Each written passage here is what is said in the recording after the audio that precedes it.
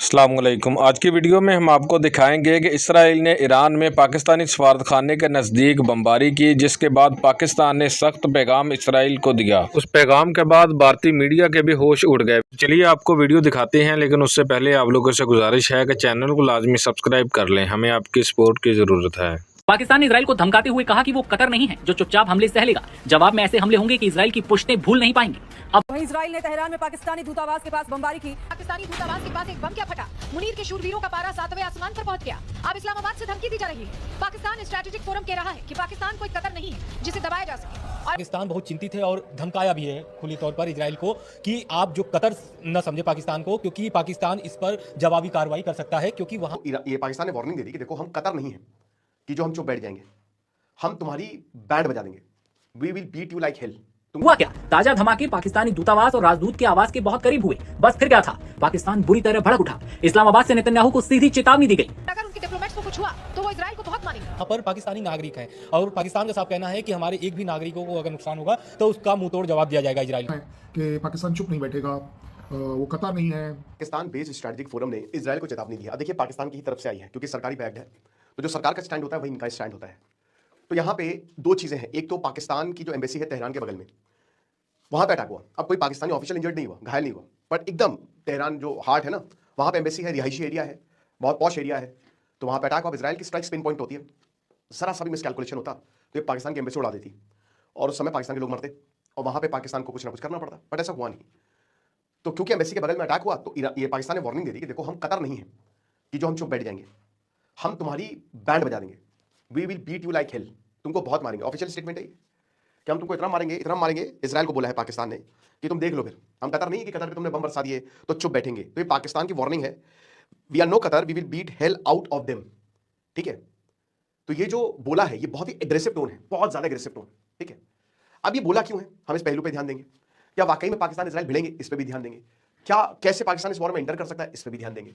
इंसान आखिरकार इतनी स्ट्रॉन्ग वार्निंग क्यों दे रहा है? क्योंकि देखिए ये डिप्लोमेटिक रेड लाइन क्रॉस नहीं हुई है, बट क्रॉस हो जाती। अमेरिका की ईरान में एम्बेसी नहीं है। पता है आपको कतर में क्या हुआ था? मैं थोड़ा सा कंटेक्स्ट दे देता हूं आप जिनको नहीं पता है कि कतर में मीटिंग हो रही थी, है ना, प्रॉपर हमास समाज के लोग बैठे हुए थे। इजराइल ने वहां पे बम मार दिया, जिसकी वजह से पिछले सितंबर की घटना है। पिछले सितंबर में ही 17 सितंबर को पाकिस्तान और सऊदी अरेबिया ने एक डिफेंस पैक्ट साइन किया। और दोस्तों हालांकि उसकी डिटेल्स अभी तक सामने नहीं आई है, बट ये बात साफ है कि पाकिस्तान ने अपना न्यूक्लियर बम भी सऊदी अरेबिया को ऑफर किया है, या शायद उसमें हो, है ना। और सऊदी अरेबिया को क्यों इतनी स्ट्रॉन्ग मिलिट्री या न्यूक्लियर बम की जरूरत है जब उसके पास पाकिस्तान है? इसीलिए तो पाकिस्तान को पाला था। तो ये हुआ तो भयंकर। अब इस पे क्या हुआ ना कि कतर भी डर गया और पूरा मिडिल ईस्ट वेस्ट एशिया डर गया। तो इजराइल किसी के कंट्रोल में नहीं है, हमको इस बार भी साफ दिख गया। उधर दोस्तों अमेरिका ईरान के बीच में बातचीत चल रही है और ईरान इजराइल आपस में भिड़े हुए हैं। इजराइल लगातार बमबारी कर रहा है। अभी मैंने लेक्चर लिया था, रिजीम को टारगेट उसने फिर से कर दिया। तो इजराइल किसी की सुनता नहीं है। इसी को लेकर पाकिस्तान ने तगड़ी वार्निंग दे डाली, लेकिन टोन बहुत एग्रेसिव है। पाकिस्तान इजराइल के रिश्ते कभी अच्छे नहीं थे, ना रहेंगे। इजराइल को लेकर पाकिस्तान में बहुत ज्यादा नफरत है, पब्लिक बहुत ज्यादा नफरत करती है। अभी शिया वाला हिसाब किताब हमने देखा, अमेरिका के एम्बेसी को फूंक दिया भाई, 21 लोग मर गए। हालांकि आसिम मुनीर इस समय अमेरिका के साथ है। अमेरिकन एक्सपर्ट्स ये कह रहे हैं कि व्हाइट हाउस का जितना एक्सेस इस समय शहबाज शरीफ और आसिम मुनीर को मिला, इतना आज तक किसी प्रेसिडेंट को या प्राइम मिनिस्टर को जो पाकिस्तान में रहा नहीं मिला। ठीक है, तो ये लेवरेज तो है आसिम मुनीर के पास, और इसीलिए कहीं ना कहीं डर ये लगता है कि हमला कर देगा भारत के ऊपर। हालांकि मारा बहुत जाएगा, बहुत मारा जाएगी, चड्डी उतार दी जाएगी। लेकिन दोस्तों क्योंकि इसको अमेरिका की बैकिंग है, डोनाल्ड ट्रंप की बैकिंग है ना, तो ये इस साल कुछ कर सकता है, बड़ा कुछ कर सकता है, ये आप मान के चलिए। हालांकि देखिए हर कोई वॉर को अवॉइड ही करना चाहता है, लेकिन क्योंकि इमरान खान की तबीयत खराब होती जा रही है, प्रोटेस्ट के हालात हमेशा से पाकिस्तान में बनते रहते हैं, फिर से बन रहे हैं, तो डिस्ट्रैक्शन के लिए वो कुछ भी कर सकता है। कहीं पाकिस्तानी दूतावास को निशाना बनाते हुए इजराइल ने ये साफ कर दिया है कि अब कहीं ना कहीं ईरान की मदद करने वाला पाकिस्तान उसका दुश्मन हो सकता है। लेकिन हुआ क्या? ताजा धमाके पाकिस्तानी दूतावास और राजदूत के आवास के बहुत करीब हुए। बस फिर क्या था? पाकिस्तान बुरी तरह भड़क उठा। इस्लामाबाद से नेतन्याहू को सीधी चेतावनी दी गई। क्या धमकी दी? इजराइल का हमला कितना खतरनाक था? पाकिस्तान दूतावास को धमाके में कितना नुकसान हुआ? हर सवाल का जवाब आपको वीडियो मिल जाएगा।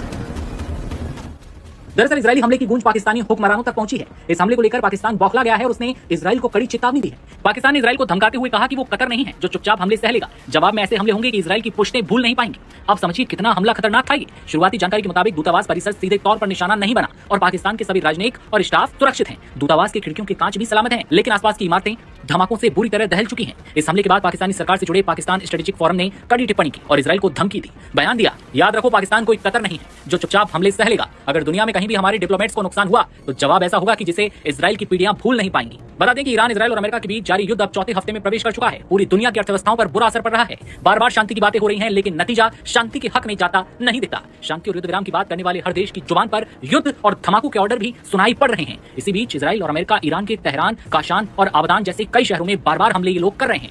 जिससे जंग और तेज होती जा रही है। पाकिस्तान के दूतावास के पास हमला हुआ। हमलों ने संकट में एक और नया भू राजनीतिक तनाव जोड़ दिया, खासकर तब जब पाकिस्तान ईरान और अमेरिका के बीच संतुलन बनाने की कोशिश कर रहा है। भले ही ऊपरी तरह से हो, झूठा हो, लेकिन संतुलन बनाने की कोशिश है।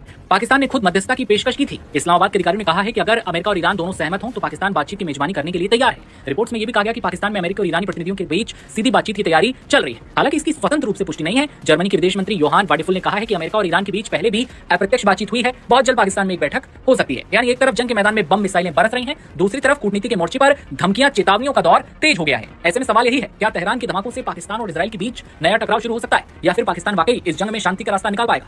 आपको क्या लगता है? वहीं इजराइल ने तेहरान में पाकिस्तानी दूतावास के पास बमबारी की, जिसके बाद इजराइल को कीदर धमकियां भी दे दिया। देखिए।